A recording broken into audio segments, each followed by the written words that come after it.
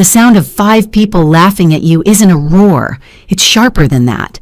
It's a series of little clicks and wet gasps that hit you like gravel thrown against a window. It's just... Damien wiped a literal tear from the corner of his eye, his manicured finger hovering there for a second to emphasize the hilarity of the moment. It's charming, Sophie. Really. In a sort of garage sale kind of way, you know? Like finding a rusted tin sign that says, "Fresh eggs." He looked around the table, collecting his payment in the form of chuckles. My mother, Penelope, had her hand pressed to her collarbone, offering a breathless, "Oh, Damien, stop, you're terrible," which is code for keep going. This is delightful. My father, Richard, was shaking his head with a tight grin, the kind he usually reserved for a well-executed golf swing. Even Victoria, my own sister, was giggling into her wine glass, her eyes locked on Damien like he was a solar eclipse she couldn't look away from. "No, seriously," Damien continued, leaning back in my father's antique mahogany chair like he'd already bought the place and was planning to demolish it. "It's an aesthetic. That little rural twang, that hard R, it screams, I bake my own bread because I have to. Not because I want to. It's authentic. Throwback." I sat there, staring at the half-eaten beef Wellington on my plate. The crust was getting soggy in the gravy. I could feel the heat rising up my neck, a patchy, ugly red rash that I knew was visible even in the dim, atmospheric candlelight my mother insisted on. Under the table, a hand clamped onto my knee. It was Miles, my husband. His grip was firm, almost painful. It wasn't a comforting squeeze. It was a brake pedal. It was a desperate physical message that screamed, "Please, do not do this. Do not ruin this. Just swallow it." I looked at him. Miles was staring at his water glass, his shoulders hunched forward in his men's warehouse suit that was just a half-inch too loose in the collar. He looked terrified. He looked like he was waiting for a bomb to go off. "Come on, Soph," Damien said, picking up his wine glass by the bowl, which my mother would have silently judged anyone else for. But for him, it was probably disruptive etiquette. "Don't be sensitive. I'm saying you're quaint. It's a compliment. In this economy, quaint is a commodity." "Quaint," I repeated. My voice sounded hollow, even to me. "Exactly." He pointed his fork at me. "Marketable authenticity." The laughter rippled again, lighter this time, settling into the comfortable hum of a group that has successfully identified the runt of the litter. I looked at the fork in Damien's hand. I looked at the way the candlelight caught the gold Rolex on his wrist, a submariner, blue dial, heavy. I looked at his teeth, which were veneered to a white that didn't exist in nature. He had no idea. None of them did. They thought they were looking at Sophie the practical one, Sophie the HR admin, Sophie who drove a 2018 Honda Civic and bought clothes on clearance. They didn't know that the quaint woman sitting at the end of the table could buy this entire house, burn it to the ground, and rebuild it as a parking lot without checking her bank balance. I took a breath. The air smelled like expensive beeswax candles and old money resentment. "Don't," Miles whispered, barely audible. I smiled. It was the sharpest thing in the room. "If you're watching this video, tell me where you're from or what time it is for you." 30 minutes earlier, the air had smelled like lukewarm McDonald's fries and anxiety.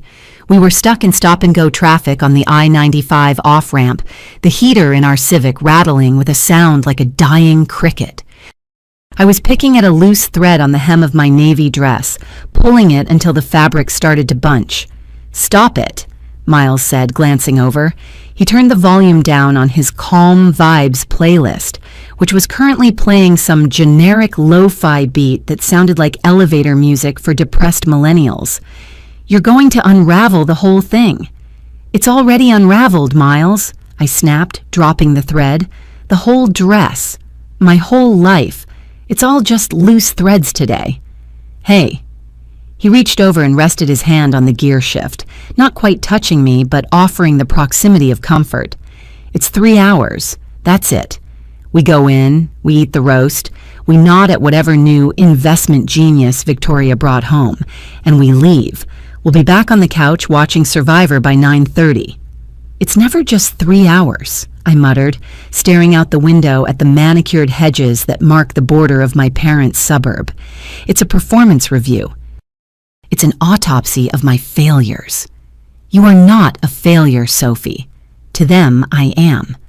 Well, they're wrong, Miles said, but he said it with that specific, weary tone of a high school teacher who has explained to a student for the 50th time why they can't use Wikipedia as a primary source.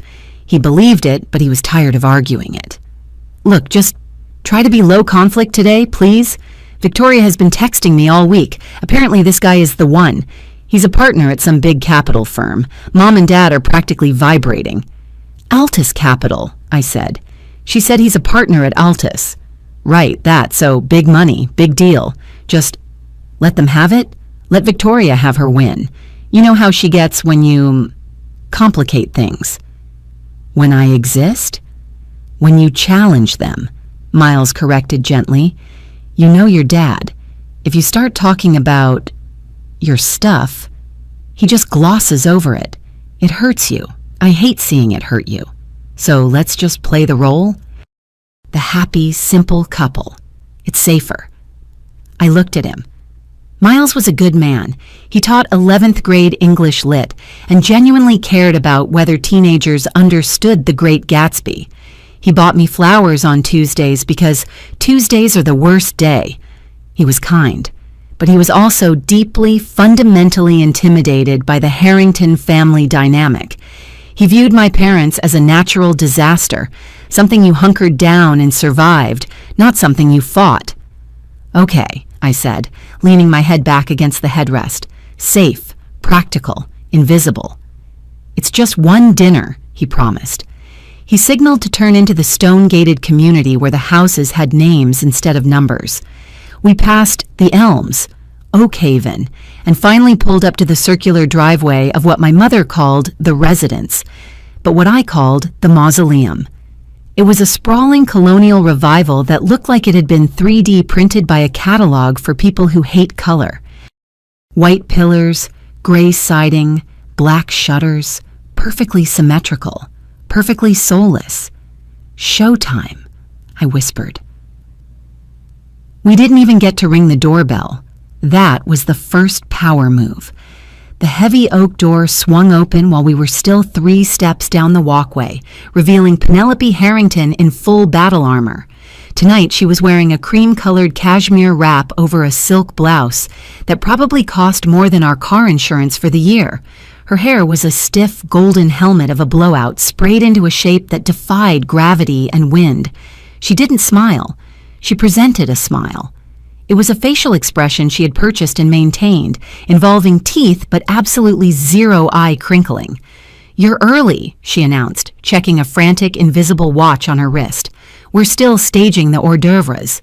It's 5:58, Mom, I said, stepping up to the threshold. Dinner is at 6. Precision is polite, Sophie. Earliness is desperate. She leaned in, turning her cheek about 15 degrees so I could air kiss the space next to her ear. She smelled like Chanel No. 5 and Judgment. But you're here. Good. She pulled back and immediately dropped her gaze to my chest, then scanned down to my knees. It was a tactical sweep. I felt like a piece of carry-on luggage being sized up at the gate. Oh, she said. Just that.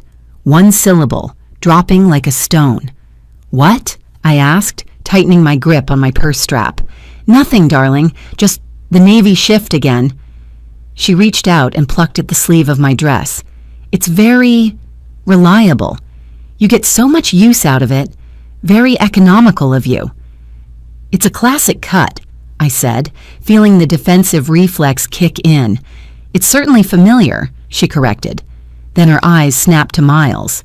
Miles, you're wearing the gray. Yes, Penelope. Good to see you, Miles said, extending a hand. She took it like it was a wet fish, gave it a single, limp shake, and dropped it. Well, come inside. Don't let the heat out. We're keeping the foyer at 68 for the flowers. They wilt if it's humid. We stepped inside.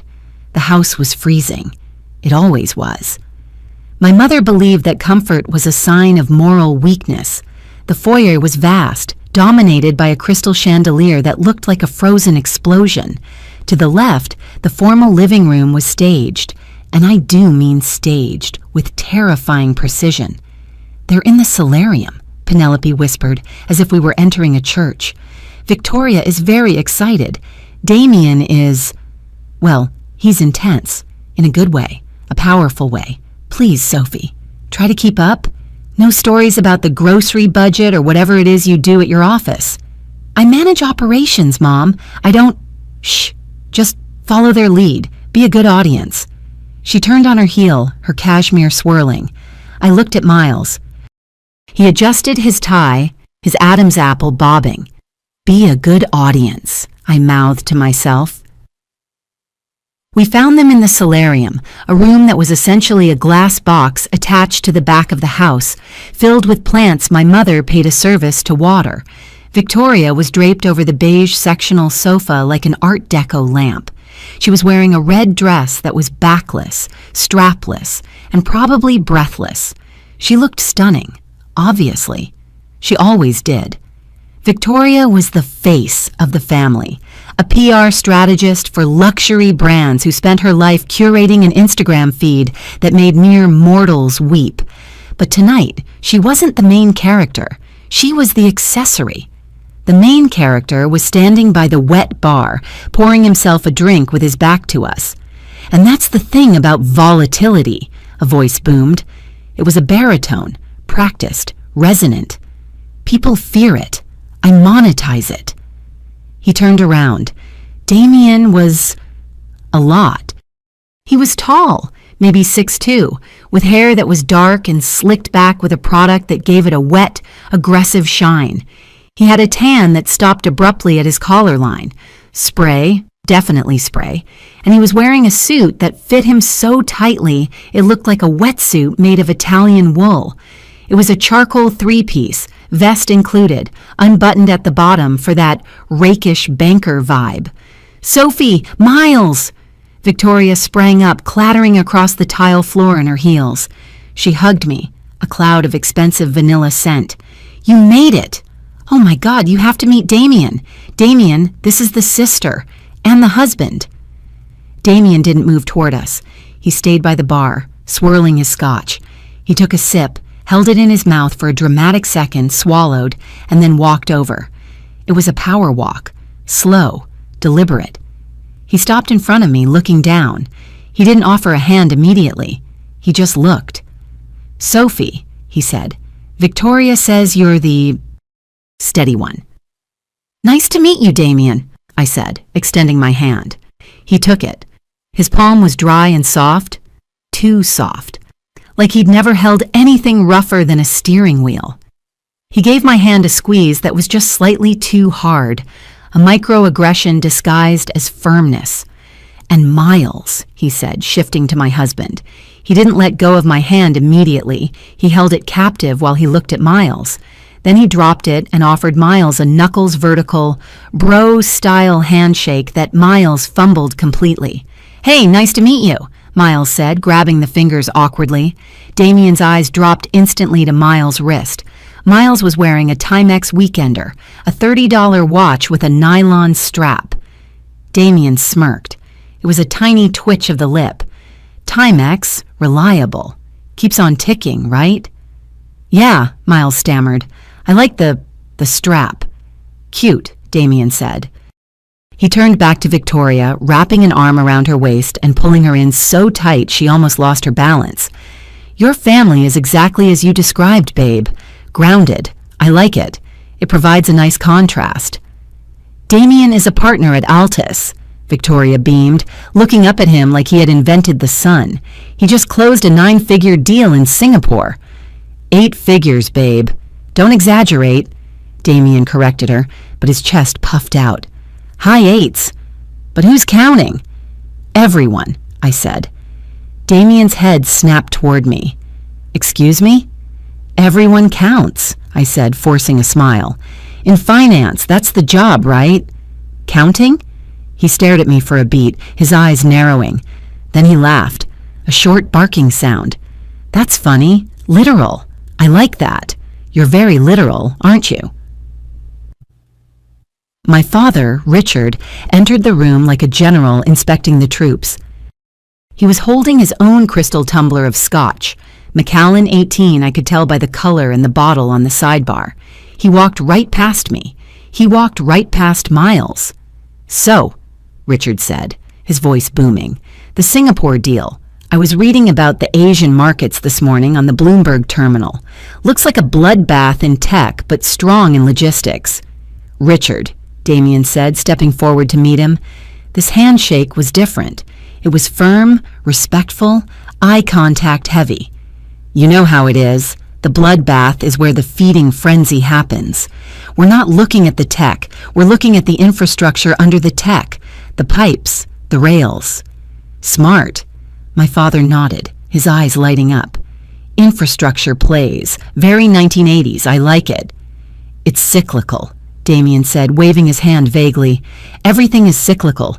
Synergy isn't just a word, it's a geometry. You have to align the verticals. I watched them. It was fascinating in a horrific way. They were speaking a language that sounded like English, but was actually just a series of meaningless corporate nouns strung together to signal dominance. Exactly, Richard said. Leverage the distressed assets. Optimize the burn rate, Damien countered. Maximize the EBITDA, Richard parried. They clinked glasses. Miles, my father said, finally acknowledging the other man in the room. He didn't turn his body. He just rotated his neck. How are the books? Good, Richard, Miles said, clearing his throat. We're doing the Crucible this semester. The kids are really getting into the themes of mass hysteria and false accusations. Richard grunted. He took a sip of scotch. Sounds fictional. He turned back to Damien immediately. So Altus, you guys are private equity mostly? Or are you branching into venture? We're agnostic, Damien said smoothly. If it bleeds money, we kill it. If it prints money, we buy it. We're currently looking at a roll-up strategy for mid-cap SaaS companies, stripping the fat. I felt a tiny prickle on the back of my neck. SaaS companies. Mid-cap. That was my world. Interesting, I said. What kind of SaaS? Damien looked at me over his shoulder, as if surprised I was still there. Software as a service, Sophie. It means, I know what it means, I said. I asked what kind. Enterprise logistics, he said dismissively. Boring back-end stuff. You wouldn't have heard of any of them. It's not consumer-facing. It's serious tech. Right, I said, serious. Anyway, Damien turned back to Richard. I've got a line on a new Porsche GT3 allocation. Victoria says you're a car guy? And just like that, I was erased. So, Miles, Damien said about 10 minutes later. The conversation had lulled because Richard had to go refill his drink. Damien was leaning against the window, looking out at the dark garden. Victoria says you teach high school? Yeah, Miles said. He was holding his beer, a domestic bottle my dad kept in the back of the fridge for contractors, with both hands. English literature, juniors and seniors. That's admirable, Damien said. He used the word admirable the way you would describe a three-legged dog trying to walk. Really? Service. I love it, Miles said defensively. The kids are smart. They just need guidance. Oh, for sure, Damien nodded. I actually thought about doing that. Back in my gap year, before Wharton, I thought, maybe I'll go do Teach for America, give back, help the underprivileged. I work at a public school in the suburbs, Miles said. It's not really... But then I realized, Damien talked right over him, I'm too ambitious. I have this engine, I can't sit still. I can't just repeat the same lesson plan every year. I need the kill. I need the hunt. I figured I could do more good by making a boatload of money and just donating to a library or something eventually. He laughed. Plus, let's be real. The pay? How do you guys survive? I mean, my suit cost more than a starting teacher's salary, probably. He smoothed the lapel of his jacket. Miles went pale. He shrank. I watched it happen physically, his spine curved, his chin tucked in. "We do okay," Miles mumbled. "Sophie does well." "Oh, right," Damien pivoted to me. "Sophie, the steady one. What is it you do again? Victoria said something about HR?" "I work in HR tech," I said carefully. "Right, HR tech," Damien chuckled. "So, like, organizing payroll spreadsheets? Making sure everyone watches the sexual harassment videos?" "Something like that," I said. "Cute," Damien said.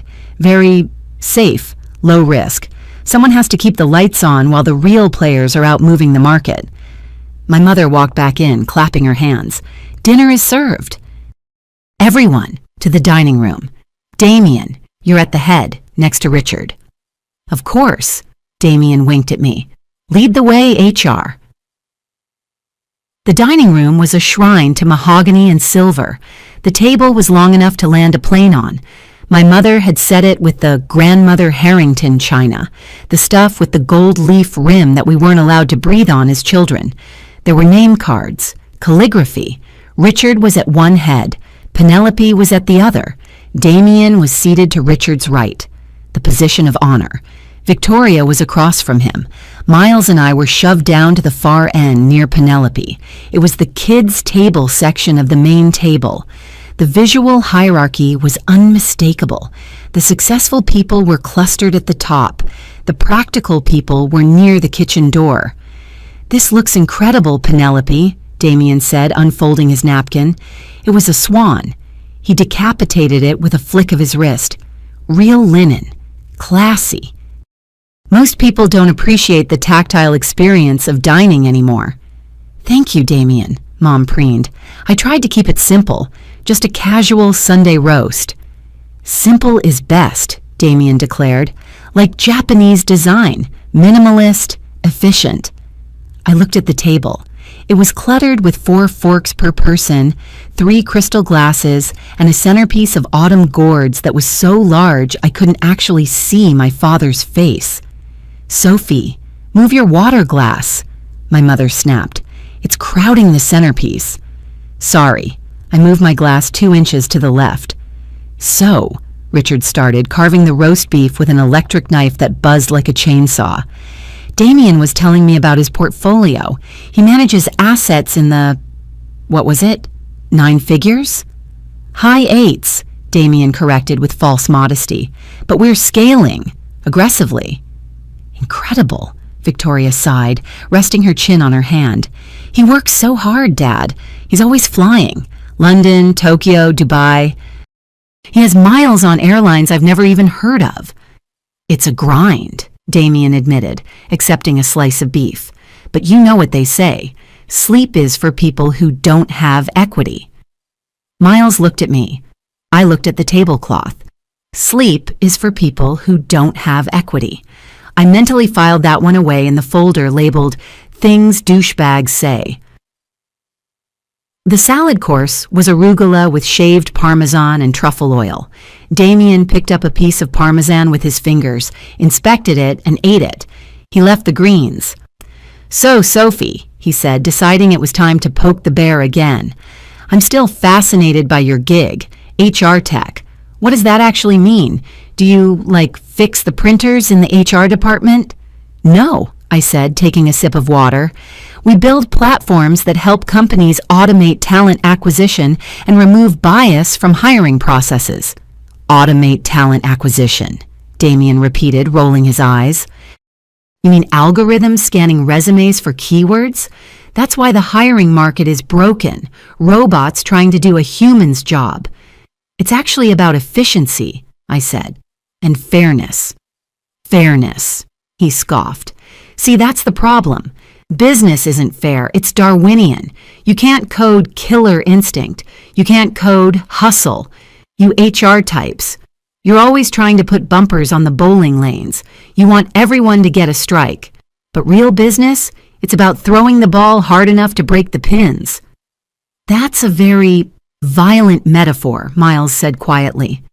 It's a contact sport, buddy. Damien winked at him. But hey, it's necessary work, I guess. Someone has to process the firing paperwork when I come in and gut a company. He looked at me pointedly. That's basically what you do, right? You're the cleanup crew, administrative janitorial work. I handle operations, I said, my voice steady, though my pulse was thumping in my ears. And strategy. Strategy, he laughed. HR strategy is an oxymoron. Strategy is revenue. Strategy is M&A. HR is compliance. It's making sure we don't get sued because someone told a dirty joke. Damien is right, Sophie, my mother chimed in. She was buttering a roll with aggressive precision. You've always been more support-oriented. There's no shame in it. You're very organized. You were always good at filing. Filing, I repeated. Yes. Remember when you color-coded the pantry? Very practical. Practical, Damien nodded. That's the word. You're the practical sister. Victoria is the visionary. You're the executioner. No, wait. The executor? No. The admin. You're the admin. I started to say I own the company, but Miles kicked me under the table. Hard. I own a lot of cardigans, I finished lamely. See? Damien pointed his fork at me. Self-awareness. That's key. By the time the main course was halfway done, the roast beef was cold and my patience was non-existent. You know, Damien said, wiping grease from his lip with the linen swan's decapitated head. I could probably help you, Sophie, if you wanted to pivot. Pivot? I asked. Yeah, get out of the back office. Get into the game. I know some guys who run, well, they're basically call centers, but they call it business development. It's sales, cold calling. It's brutal, but you'd learn actual skills. How to close, how to hunt. I don't think sales is really my... Or, Victoria interrupted. You could take those online courses. Dad, didn't you say you'd pay for Sophie to get a certificate in... What was it? Project management. PMP, Richard nodded sagely. Project management professional. Very stable. Good for people who like lists. I don't need a certificate, I said, cutting my potato a little too forcefully. The knife screeched against the china. Everyone winced. Sophie, the plate, Mom hissed. Sorry, I said. I'm happy where I am, really. Happy is a strong word, Damien smirked. Content, maybe. Settled, you seem... Settled, which is fine. The world needs settlers. Otherwise, who would the pioneers sell things to? That's deep, Victoria breathed. It's basic economics, babe, Damien said. Predators and prey, pioneers and settlers. You guys... He gestured vaguely at Miles and me. You're the salt of the earth, the bedrock. You stay put. He pointed to himself and Richard. We move the earth. I moved a kid's grade from an F to a B- last week, Miles offered. Cute, Damien said. He didn't even look at him. You should really listen to Damien, Sophie, my mother said. He's trying to mentor you. It's a generous offer. You've been in that HR job for, what, 5 years? Isn't it time for a promotion or a change? I have been promoted, I said, to CEO. Several times. Title inflation, Damien coughed. Common in non-profit sectors and cost centers. Senior VP of paperclips is still just the person who buys the paperclips. Richard chuckled. Senior VP of paperclips, that's good. I gripped my knife. The handle dug into my palm. And that brings us back to the laugh. The plates were being cleared. The air was heavy with the smell of meat and condescension. Damien had been dominating the conversation for 90 minutes straight. He had explained the economy to my father, who was an investment banker, explained fashion to my sister, who worked in fashion, and explained education to my husband, who was a teacher. Now he was just bored. He was looking for a toy to break. Where did you say you grew up again? Damien asked, leaning back, picking his teeth with a fingernail. I mean, I know you guys are from here, but Sophie, you have this affect. We grew up here, Victoria said quickly. Connecticut. Born and raised. No, Damien waved a finger. Sophie has something else. Listen to her vowels. Say water, Sophie. Water, I said. See? He slapped the table. Wooter. You say wooter. And oil. You say Earl. It's distinct. It's like rural Pennsylvania or maybe West Virginia. I spent summers with my grandmother in Altoona, I said quietly. It stuck. Altoona? Damien rolled the word around his mouth like it was a piece of bad candy. Altoona? God, that sounds depressing. Is that where the rustic vibe comes from? The whole... He gestured at my dress, my hair, my face. This? Damien, Miles warned. His voice was shaking. I'm just saying... Damien threw his hands up. It's charming, in a throwback way, like a museum exhibit. The American peasant circa 1990. That was the line. The American peasant. He looked at me, grinning. His eyes were dead. He didn't see a person. He saw a prop. He saw a background character in the movie of his life. It's charming, he repeated. Authentic. Worth a chuckle. The table laughed. My mother, my father, my sister. Miles squeezed my knee. Don't make a scene. I looked at Damien. I looked at the way his tie was slightly crooked. I looked at the phone sitting face down on the table next to his wine glass. Something inside me snapped. It wasn't a loud snap. It was the sound of a cable finally giving way on a bridge. The structure holds for a second, floating in the air before gravity takes over. I wasn't going to make a scene. I was going to make a crater. You know, I said, and my voice was different now. It wasn't the voice of the practical daughter. It was the voice I used in boardrooms. It was the voice that had negotiated a $60 million acquisition. It was cold. It was level. It was the voice of God. Altoona is nice, I said, but I actually spent the last 6 months in New York dealing with some pioneers.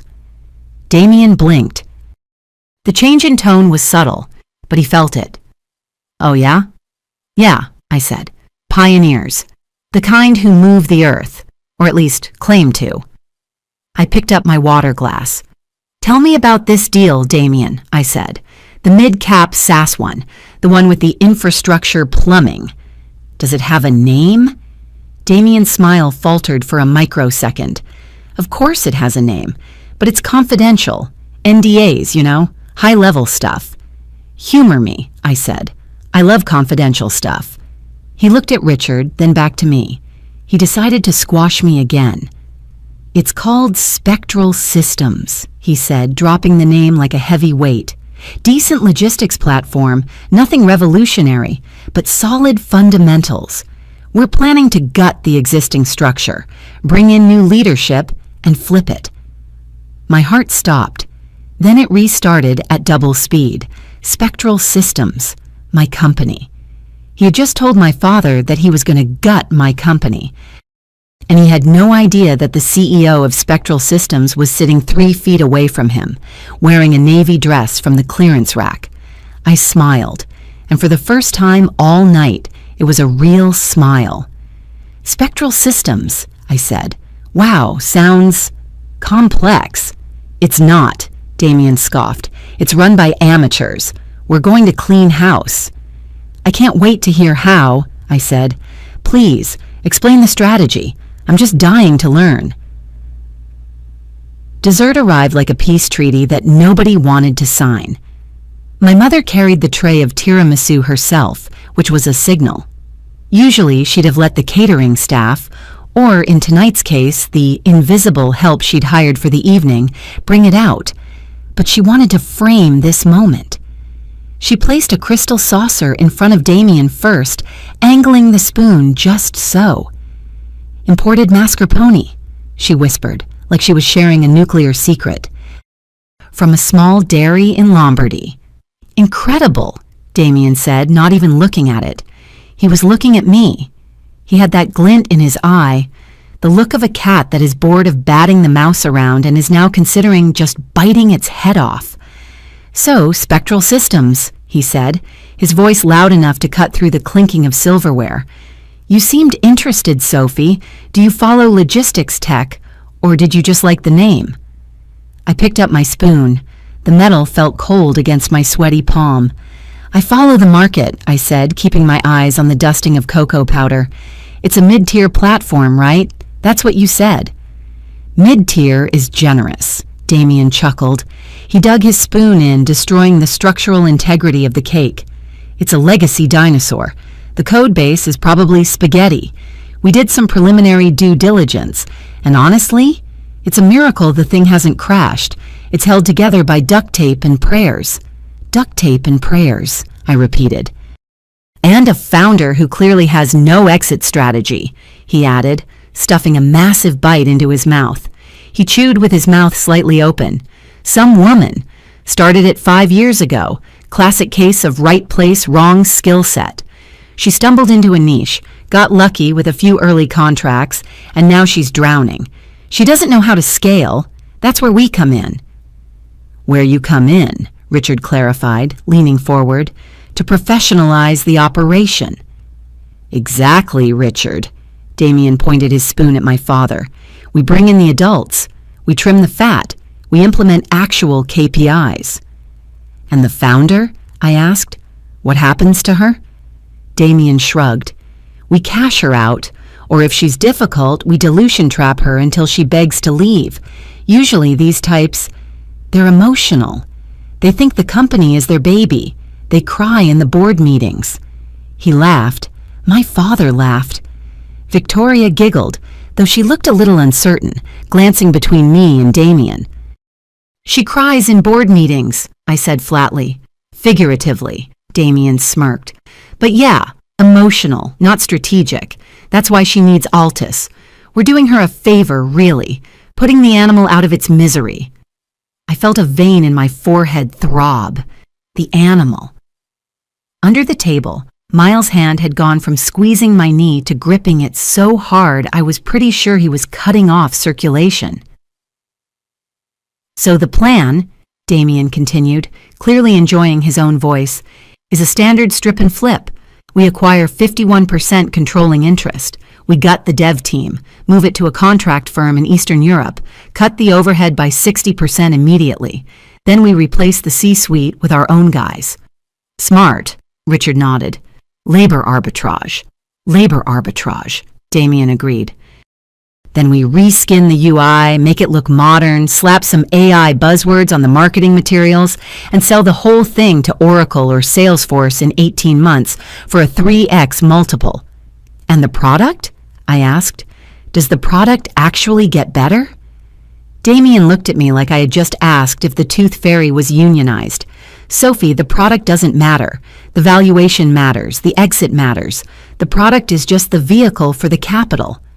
I see, I said.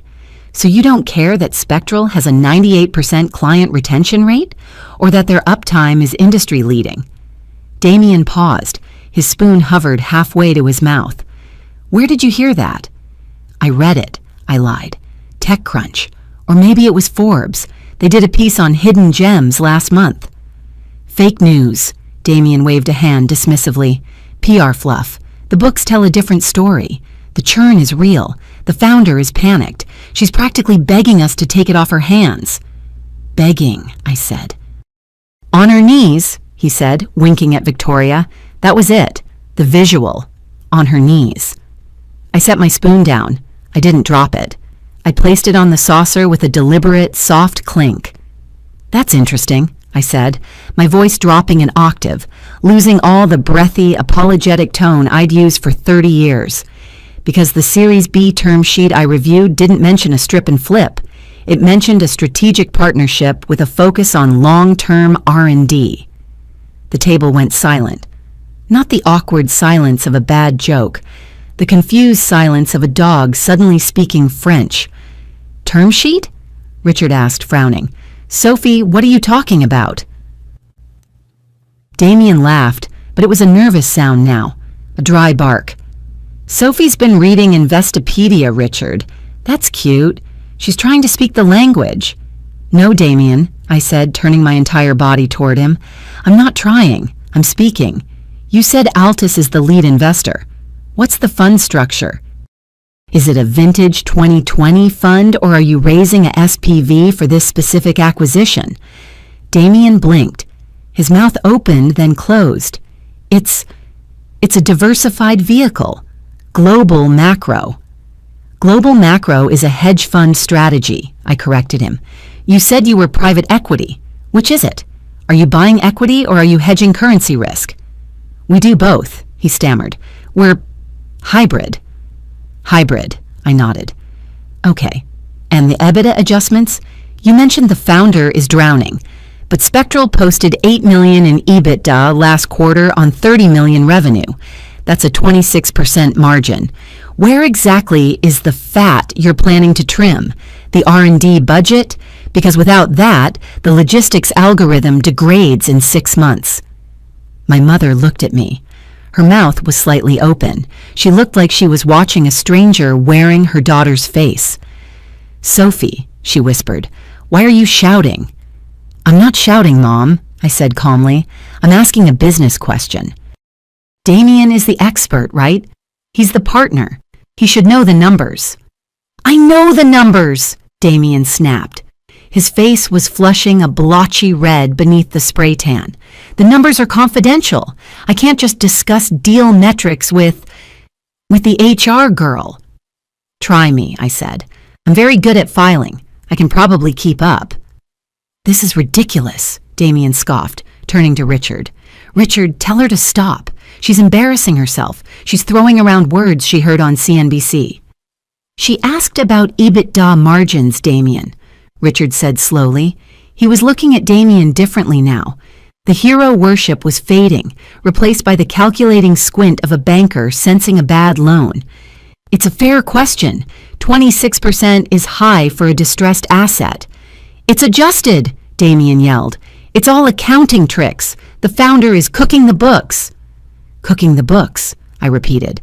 That's a serious accusation, Damien. That's fraud. You're accusing the CEO of Spectral Systems of federal securities fraud? Yes, he shouted. She's a fraud. She's a nobody. She's probably running the whole thing out of her basement. I leaned forward. I rested my elbows on the table, a huge etiquette violation in the Harrington house, but nobody noticed. Who is the lead partner on the deal, Damien? I asked softly. What? He was sweating now. Visible beads of perspiration were gathering on his upper lip. The deal team, I said. At Altus, you're a partner. You must be leading it. But usually there's a managing director and a few VPs. Who are they?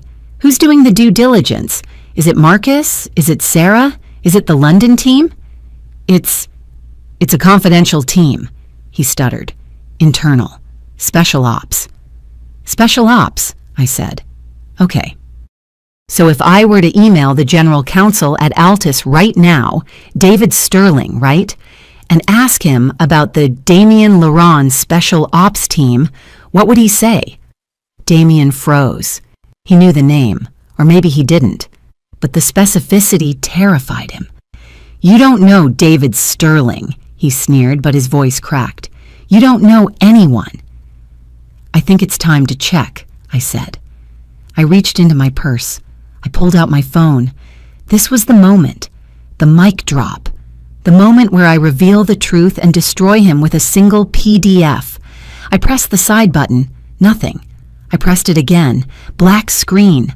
A little red battery icon flashed for 1 second, mocking me, hating me, and then vanished into the darkness. My phone was dead. The silence in the room stretched out, thin and terrible. I stared at the black rectangle in my hand. I pressed the button again, harder, as if brute force could generate electricity. Nothing. I had forgotten to charge it. I had been so anxious about the dinner, so focused on surviving the drive, that I hadn't plugged it in last night, and the GPS on the way over had drained the last 10%. Something wrong? Damien asked. He saw it. He saw the panic in my eyes, and like a shark sensing a drop of blood in the water, he recovered instantly. He laughed, a loud, relieved, booming laugh. Oh, that's rich, he crowed. She's bluffing, look at her. She pulls out her phone to call the general counsel and, oops, can't get a signal. Or did you just forget to pay the bill this month? It's dead, I whispered. Of course it is, Damien smirked. He looked around the table, reclaiming his audience. You see this? This is what I'm talking about. The theatrics. She tries to act like a player, but she can't even keep her equipment charged. It's pathetic, really. Practical Sophie. Can't afford a portable charger? It's just a battery, Damien, Miles said, his voice rising. It's a metaphor, Miles, Damien shouted. It's a metaphor for competence. She has none. She's trying to ruin my dinner, ruin our night. He gestured to Victoria, with some fantasy she concocted because she's jealous. She's jealous that her sister is dating a winner and she's married to, well, you. Sophie, my mother said, her voice icy. Put the phone away. You're making a fool of yourself. Apologize to Damien. No, I said. My hands were shaking. I felt the tears pricking my eyes, not from sadness, but from pure, unadulterated rage. I had the weapon. It was right there, but the safety was on. Apologize, Richard commanded. Now, this has gone too far. I need a charger, I said, standing up. Does anyone have a USB-C? Sit down, Penelope snapped. We are eating dessert. I am not sitting down until I prove this liar is a fraud, I said. Liar? Damien stood up too. He threw his napkin on the table. That's it. I'm not staying here to be insulted by the help. Victoria, get your coat. We're leaving. No, Victoria cried. Damien, wait. Sophie, stop it. Why are you doing this? Because he's lying to you, Vic, I yelled. He's not buying my company. He's never even met me. Your company? Victoria stared at me. What are you talking about? I looked at Miles. He was the only lifeline I had. Miles, I said, turning to him. Give me your phone. What? Miles looked confused. He was holding his fork like a weapon he didn't know how to use. Your phone! Now! It's in my jacket, in the hall. Go get it. Sophie, stop. My mother slammed her hand on the table. The silver jumped. You are having a breakdown, clearly. The stress of your job is getting to you. We are not getting phones. We are finishing tiramisu and you are going to apologize. I'm getting the phone, Miles said. He stood up. He actually stood up. He looked at Penelope, then at Richard, and said, I'm getting the damn phone. He ran to the hallway. Unbelievable, Damien shook his head, checking his Rolex. This is unhinged. You guys have a real problem here. I mean, mental health is serious, but this is manic. I'm so sorry, Damien. Penelope was practically weeping. She's never been like this. She's usually so quiet. Miles came running back. He handed me his phone. It was an old Android. The screen was cracked in a spiderweb pattern across the top right corner. It was covered in fingerprints. Unlock it, I said. Miles fumbled with it. Wait. Face ID? No, it's a pattern. I changed it last week because a student guessed it. Miles, I screamed internally. Just unlock the thing. Damien was laughing again. Look at them. The tech geniuses. Can't even unlock a phone. This is comedy gold. I should be live streaming this. Got it. Miles handed it to me. I stared at the screen. It was bright, garish. The background was a picture of our dog, Barnaby. I had to navigate to the browser. My fingers were shaking so bad I hit the weather app first. Cloudy with a chance of delusion, Damien quipped. I closed the app, opened Chrome. I had to log into my secure corporate portal. URL, secure.spectral.io, admin. I typed it. My thumb slipped on the cracked glass. Logan, harringtonespectral.io. Password. I froze. I used a password manager on my phone. I didn't type my password. It was 20 characters of gibberish. I didn't know it by heart. She's stuck, Damien announced. She's forgotten her fake password to her fake company. Think, I whispered to myself. Think, Sophie. There was a backup. A view-only link I had sent to Marcus yesterday for the investor deck. It was in my sent folder in my personal Gmail. I went to Gmail, sign in. sophie.harrington@gmail.com password. I knew this one. It was the same password I'd had since college. Practical girl. No, 23. The irony was not lost on me, even in the panic. Two-factor authentication, the screen said. A code has been sent to your phone ending in 4492. My dead phone. No! I let out a sound that was half scream, half sob. Game over, Damien said. Come on, Victoria, let's go. Wait, I said. Backup option. I hit try another way. Send code to recovery email. My recovery email was Miles. Miles, I shouted. Check your email. My email? Miles asked. You're holding my phone. Oh my God. I handed the phone back to him. Open your email, quickly. Okay. He tapped the screen. Refresh. Okay, Google verification code, 852901. I snatched the phone back. I typed it in. Loading. The little blue bar crawled across the top of the screen. This is boring, Damien sighed. I'm leaving. He started to walk toward the doorway. The screen popped. Inbox.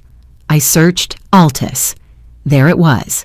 Subject, Final Deal Team, Roster and Closing Docs. I opened the PDF. Damien, I yelled. He stopped at the archway. He turned around, looking bored. What now? Did you find a Groupon? Come look, I said. I didn't wait for him to come to me. I walked to the head of the table. I stood directly under the chandelier where the light was brightest. I held the cracked android up in the air like Moses holding the tablets. This, I said, my voice steady now, is the official acquisition document from Altus Capital Partners, dated 3 days ago, sent to me, Sophie Harrington, CEO and founder of Spectral Systems. I zoomed in on the screen. The crack ran right through the logo, but the text was legible. Read it, I said to my father. Richard put on his reading glasses. He leaned in. Deal lead, Marcus Thorne, managing director. Richard read aloud. Legal counsel, Sterling and Associates. Target company, Spectral Systems. Authorized signatory, Sophie Harrington. He looked up. He looked at me. Then he looked at Damien. Damien's name isn't here, Richard said. Keep scrolling, I said. Page 2. The entire team, Richard scrolled. Sarah Jenkins, Mike Ross, David Kim. He trailed off. No Lauren. That's an old draft, Damien shouted from the doorway. He looked like he'd been punched in the gut. That's the preliminary team. I came in late to fix their mess. Really, I said, because I have one more document. I swiped back to the inbox. I opened the second file. This one I had saved a long time ago. It wasn't from Altus. It was from the SEC database.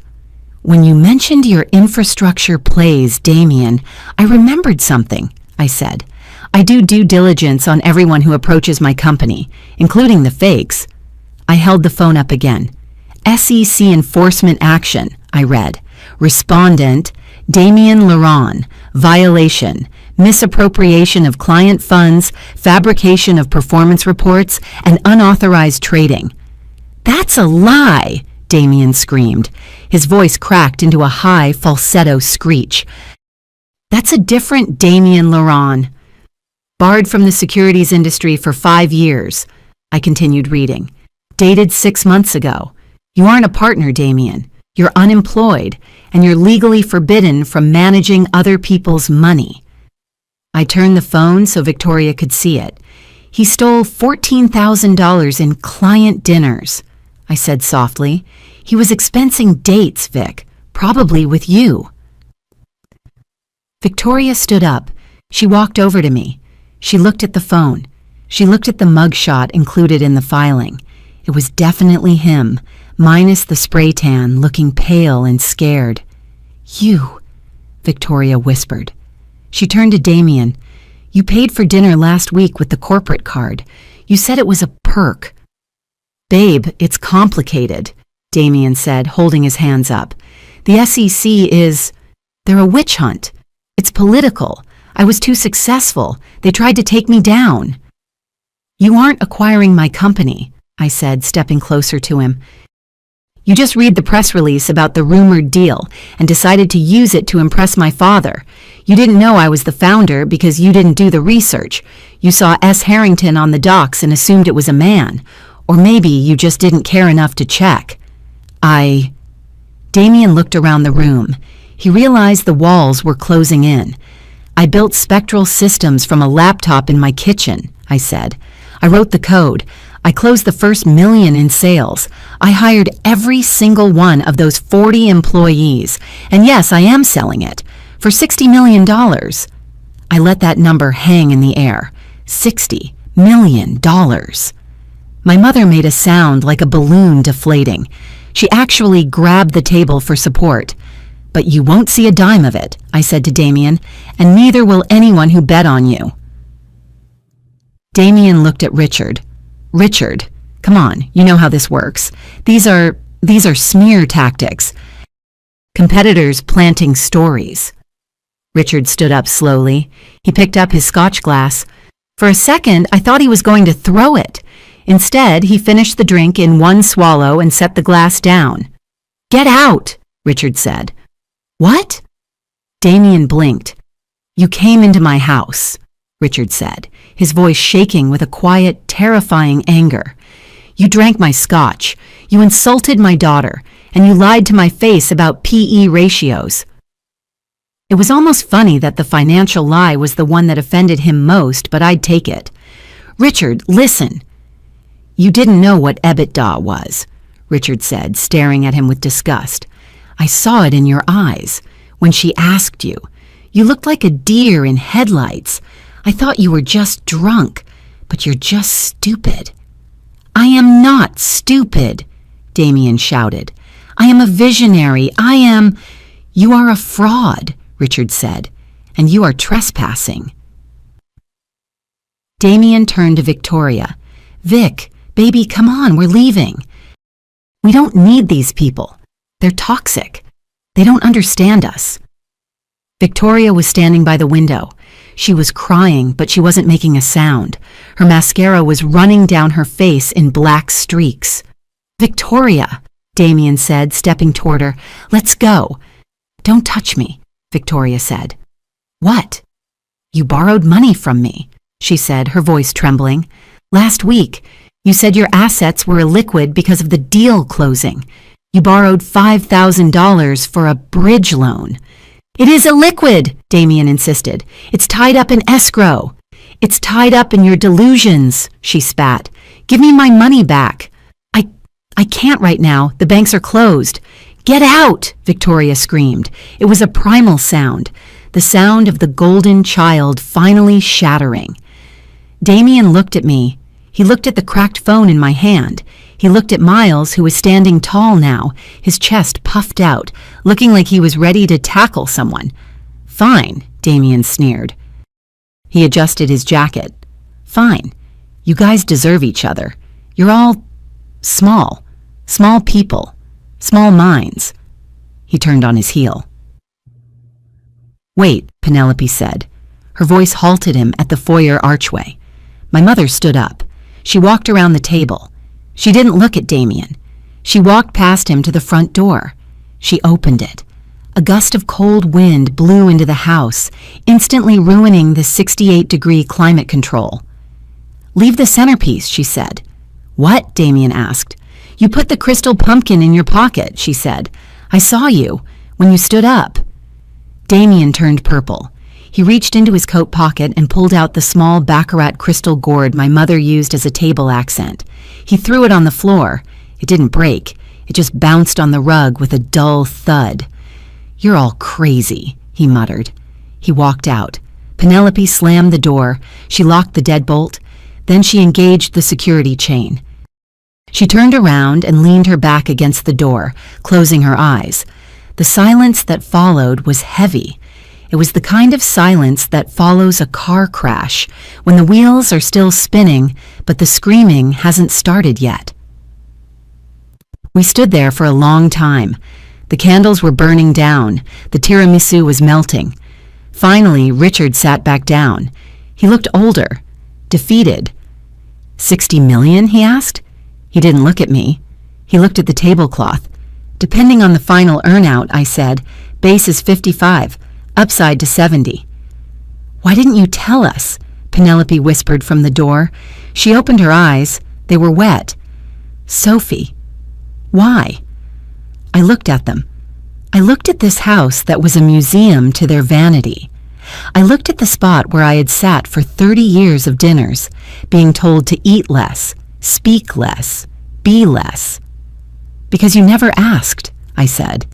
We ask about your job all the time, Richard protested weakly. No, I shook my head. You ask if I'm still doing the HR thing. You ask if I'm staying safe. You ask if Miles is making ends meet.